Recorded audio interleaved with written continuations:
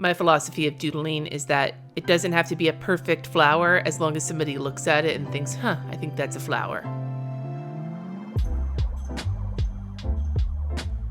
Hi everybody, today I will be teaching you how to draw some scribbly little flowers. Now, I did my bullet journal setup for December 2020, and as part of it I was doing these little scribbly flowers on like the borders and stuff, and overwhelmingly, especially during the live stream, you guys were like, well, can you show us how to do those? I suck at doodling. And like, I believe you me, I am a fan of teaching people that doodling does not have to be hard because, like I said, it doesn't have to be perfect. It just needs to have the general look of something you're going for.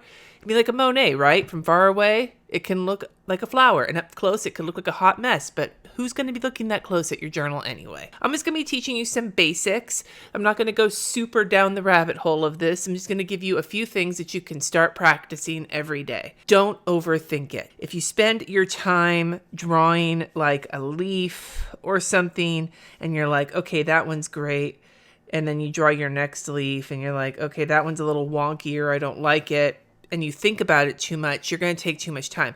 But if I'm not really paying attention, I'm just drawing some leaves, they don't look perfect. When you cluster a whole bunch of them together, it doesn't really matter if it's perfect or not, because from far away, it looks great. Like if you look at the stuff I've done here, from far away, you're like, hell yeah, those are some awesome looking flowers. Up close, you can see that like they're not all perfect. They're all just sort of scribbly. The more you do it, the more comfortable you'll be. All right, now to do these kind of flowers, I basically have like 4 elements, okay? 4 elements that sort of go together to create enough diversity in what I'm doodling to make it look really cool. If I just do the same flower over and over again, that could look interesting, but for that look of like scribbly sort of abundance, then you're going to want to have 4 elements. Those 4 elements are leaves, dots, or berries, however you want to look at it, flowers, and filler. So we'll start with the leaves. The leaf shape that I use is kind of the same shape, right? It's sort of like a teardrop with like a point. That tends to be the shape I use for leaves, whether it's one like this, or I do like a tall skinny one like this, or even if I want to make like a jaggedy one in case the flower I'm drawing, I want to kind of feel like a rose. You see how I did a teardrop shape there, but I kind of just wiggled my pen while I did it. That to me makes a jaggedy leaf. An assortment of these shapes. You can also do like ovals if you want to for leaves, long ovals, however you want to do it. But this basic teardrop shape is kind of the leafy situation, right? Now, when it comes to filling leaves in, there's always, you can just do a single line, and that's pretty awesome. You can fill in the side of it if you want to give it some dimension. Another thing you can do is draw your line and then add like lines going out of the way. You don't have to do that. You can do a line going up and then lines that don't touch the edges to create veining if you want to. You can add like the same kind of lines from the side but not have a line down the middle. Doodling is all about just adding little scribbles until you think it looks cool. To make leaves on stems, there's a couple of ways you can kind of do it. One of my favorite ways to do leaves on stems is to draw a stem and then just draw a leaf at the top, and then draw a leaf, draw a leaf, draw a leaf. And I kind of leave a little bit of space. Do you see how like it's like alternating? The key is for it to look kind of natural like a plant, you sort of want the lines to sort of follow the same direction as the stem. Now, you can break these rules. They don't have to follow those lines. So you could draw the stem first and then put your leaves on. And see, it looks a little bit different if you do it like that. But the trick is, what you don't want is to draw a stem and then draw your leaves like this. Like that doesn't look natural. That looks kind of wonky, right? So you just want your stems to sort of follow the same sort of direction, even if you build them off. Now, if you want to get a little bit more complicated with it, you can do the same situation, draw your stem, but then draw another stem coming off of it. So you would have a leaf, a leaf, a leaf, and a leaf. And see, as your stems come off, because it's starting to curve, you can start curving the stems in different directions. And that makes a more full So see, it follows the curve, and then this one follows that, and then this one follows that. You see how it just, you sort of create this like little cluster of leaves. So there's different ways to draw them like that, but I would just experiment. So for smaller leaves, I tend to do it this way. And then, like I said, you can go in and add lines if you want to kind of complete them. And you can also add stems without leaves if you want to as well. Or you can do little tiny leaves and maybe color them in to add some detail if you want. It's all about doodling. The biggest key with leaves is to sort of follow the stems. Just follow the same directions. Now for bigger leaves, sometimes if this is the stem where a flower is, like the flower is going to be, you know, up here, and I'm going to do a longer leaf, I might just start right from the bottom and add it on there. That's one way to do like a bigger leaf. Another way is to kind of draw the leaves first, like one, and then maybe draw a second leaf. And then you can add your stem afterwards and add a second leaf. You can also add bigger leaves onto stems if you want to. You just know that they're going to take up more space. But this sort of style of leaf right here is one I really like to do with flowers that to me sort of resemble a tulip, because I know that tulips tend to have longer leaves, although I don't tend to follow the rules of like what flowers actually look like when I doodle, because it's doodling. So with these basic leaf shapes, and then this idea of like following the stem to keep it looking natural, you can get all sorts of leafy shapes. Now, one of the things to remember here is that what you really don't want is every single leaf to look exactly the same. You can, but like in this case, you are actually fine with having your leaves look a little wonky because you shook your hand while you were drawing, or maybe you added like a little extra curve in there or something. In nature, things are not perfectly symmetrical. So don't worry if your shit looks a little wobbly. If it does, no big deal. That actually helps. Now for dots and berries, this is again something very, very simple. One of the easiest things to do is to create little flowers out of dots. So I might start with a couple of stems, put a dot right where I want the center of the flower to be, and then I kind of dot around like this to sort of create the shape of the flower. And then I could leave it like this, but I usually like them to be denser. So I just go and I add a bunch of dots. This could work really well as like a dandelion. You see how they look? And then you can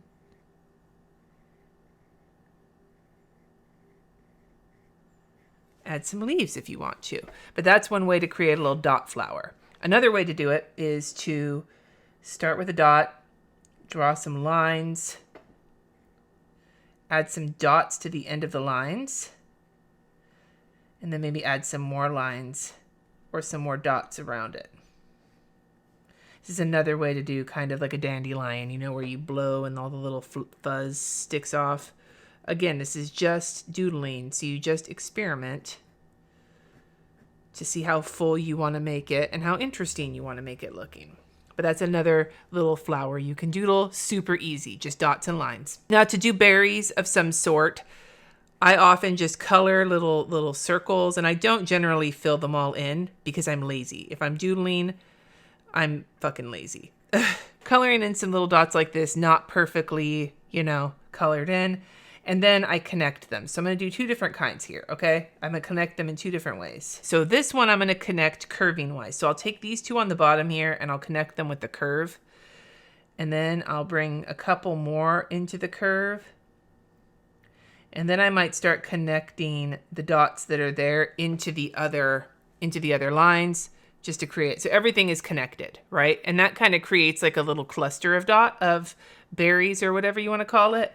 But then these guys, what I might do is connect them all straight lines. And I might connect them to the bottom, or I might connect them to each other. But again, you wind up with a little bouquet of dots. A third one you can do is draw a stem like this and then connect them with curving lines to the stem. And that's a few different ways you can draw little berries together. But these 4 kind of dot flowers make really great sort of alternates for the ones I'm about to show you, because the ones I'm about to show you are a little bit more complicated. I have 6 different little flower styles I'm going to show you, and you can mix and match these if you want to, and you can use these as ideas. You can look at pictures of flowers and reduce them to basic shapes, but these flowers can be used however you want to. Now, the first one I'm going to draw is going to make a lot of you laugh if you've watched a bunch of my bullet journals, and it's going to be something that can be either lavender or wheat. Yeah, I know. So you start with a curving stem, right? And for lavender, you're going to use these little ovals together like this. Just a little cluster of ovals. They don't have to be perfect, okay? And then you just do 2 like little ovals next to each other. Oval, oval, oval, oval. And you want to kind of bring them to a point a little bit.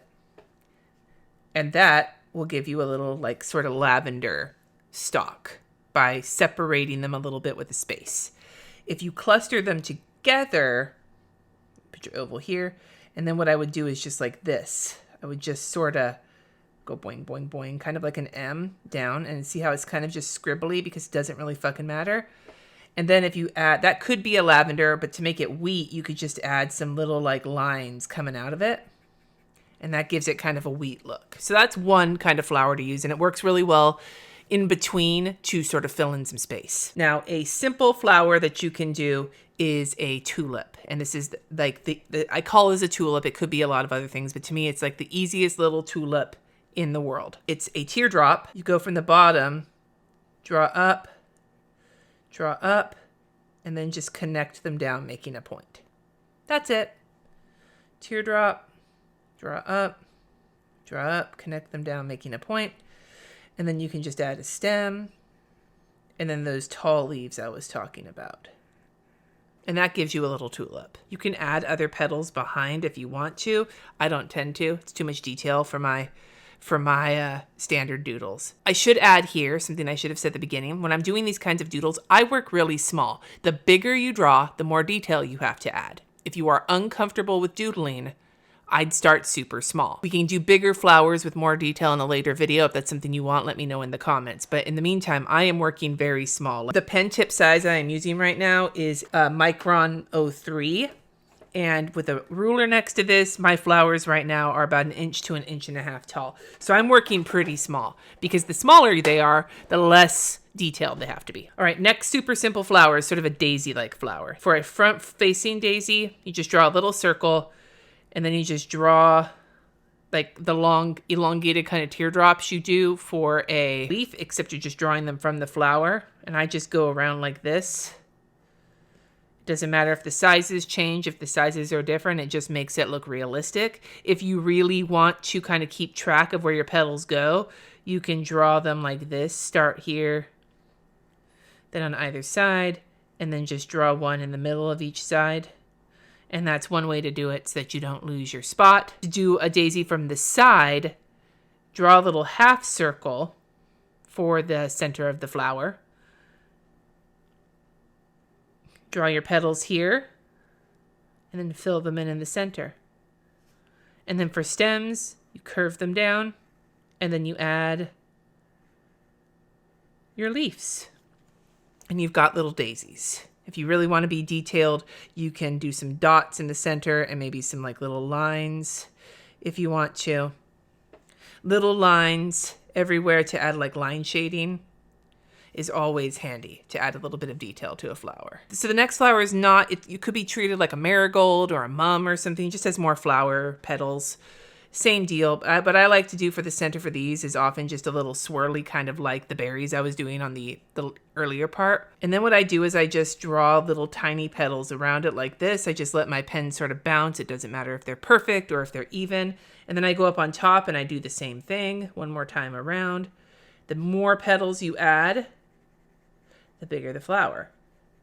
So it just makes a big petally flower, and that can be a mum, or however you want to look at it. Now, if you want to do a different kind of style. Instead of starting with the center of the flower, you're starting with what's called the sepal. If you've ever looked at a flower and there's that little like cup at the base of the flower, usually made of leaves, that's the sepal. So I usually start with like a V, and maybe just a little scribbly with some lines in it to give it some darkness. And then I draw my petals, and I draw another row of my petals, another row of my petals, and that makes like a sideways flower of the same type. Roses, when you're trying to draw a really detailed rose, it's a pain in the ass.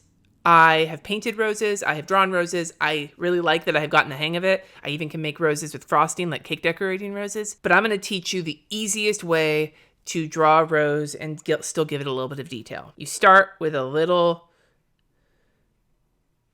swirl, okay? You start in the middle, you kind of keep it at like a sideways oval sort of way. Instead of a circle, do like an oval, and then just close it here at the side.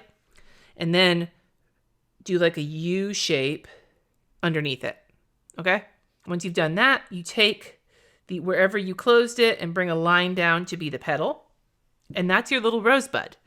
You can just leave it at that, add a little sepal at the bottom, add your petal, your stem, and then add a like jaggedy leaf. If you want to show it as like an opening rose or an open rose, you do the same thing. Swirl, bring it closed, add your U, bring it down like that, like a petal. And then what you do is you draw a couple of other petals open. And what I do is I just sort of do like a wiggly line, and that gives you the open petals. You just let your pen kind of wobble, and you do a couple of just like blurbs outwards. See how that looks? And that gives you your open rose. And if you do something similar, except instead of with a swirl just like that, you can add petals like that and kind of turn it into a daffodil. Not the greatest daffodil. I hate drawing daffodils, so I don't tend to doodle them very often, but you can use the same sort of idea, turning this on its side to be a pseudo daffodil. Now, the last flower that I'm going to show you is a poppy. So to do this poppy, you start with just like a wide U shape, and then wiggling your pen to make a ruffly edge, you create like your petal. Now you kind of wiggle your pen to create a couple of side petals. And then over the back, you wiggle again to do 2 more petals. And that is your poppy. Now you can leave it like that, or wiggle, letting your pen wiggle, man. Wiggle, wiggle, wiggle. Like, what is it? LMFAO. If you really want to add a little depth, add a few dark lines on top of this petal here to be like your little stamen in the center. And that's how you create a poppy. Be sure to add the little sepal at the bottom, just a little bit of darkness to create that bottom, because that is what adds the little bit of detail that makes it look more like a flower without having to get too detailed. Now, the final thing that I do when I doodle my flowers is filler. And I'm going to show you my fillers because they are very, very simple. They are just scribbly lines. And I can't even do perfect filler for you because usually it's whatever fills in the space. You want there to be some white space when you're doing this. You don't want to have it be so covered that it just looks like a mass. But you do not, if you have a spot that looks too open, a little bit of filler can be helpful. And I basically treat it like my equivalent of grass. So there's like the long grass, which is like curving lines like this. The short grass, which is more like scribbly lines like this. The trick is to let it go in a couple different directions, to not worry too much about the details. Often with grass or with like, weeds like this or whatever, it comes in clusters. So you can cluster it together. And if you really feel the urge to add a little bit more, you can always add some like berries to it. Little scribbly circles can be great, like we already talked about, to add filler, or little ovals. But notice how I'm just sort of letting the pen run. I'll show you from my bullet journal. So as you can see here, I've got different leaves and shit going, but then in these spots, I've just sort of scribbled in some filler. And up close, again, it looks kind of like a hot mess. But as you lift farther away, it looks more like botanicals. I'm gonna draw a little box. I'm gonna keep it small because I wanna work small. And I am going to utilize this to fill this in with some little doodles.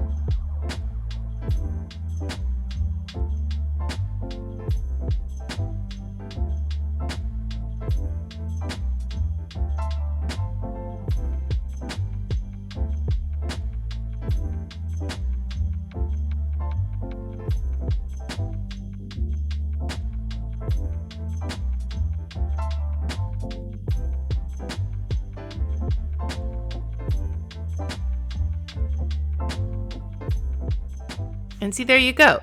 From far away, it just looks like a cute little floral border, but up close, you can see that it's just a scribbly mess. The key here is to not overthink it. Don't get lost in the details. Don't get lost in the perfect lines. Just scribble your way along.